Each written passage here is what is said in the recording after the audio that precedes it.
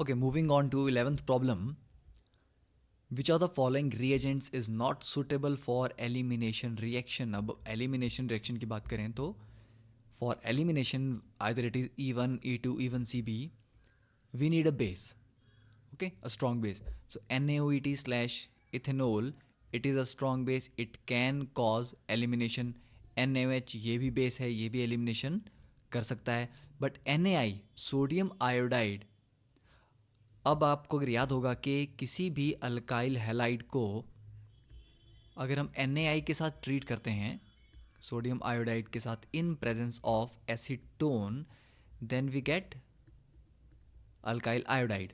Okay, so here in this case अगर आप इसको NaI से ट्रीट करेंगे तो bromine will be replaced by iodine and it's called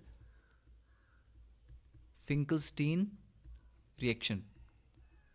okay, so third should be the answer कि ये एलिमिनेशन कैरी आउट नहीं कर सकता. 12th question, the sodium extract. तो सोडियम एक्सट्रैक्ट को हीट करते हैं हम कंसनट्रेटेड HNO3 के साथ before testing for halogens.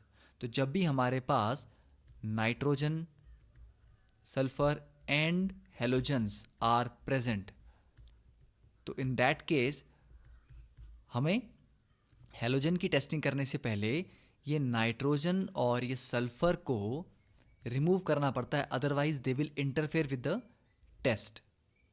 Okay, for example अगर हम HNO3 यूज़ करते हैं तो जो NaCN प्रेजेंट होगा वो HNO3 के साथ रिएक्ट करके it will convert into sodium nitrate NaNO3 plus HCN, और Na2S जो सल्फाइड आयंस हैं they will react with HNO3 to form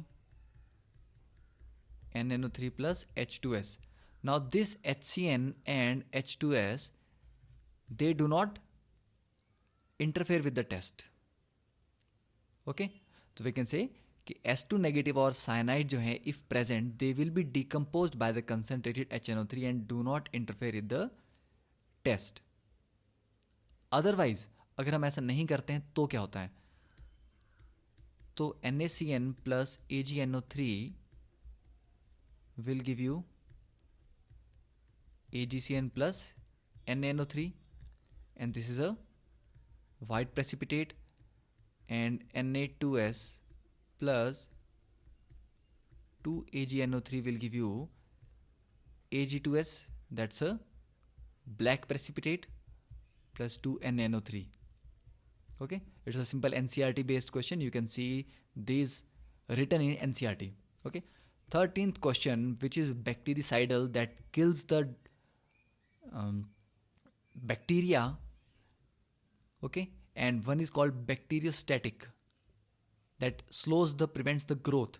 Okay, so bactericidal are those which kill the bacteria.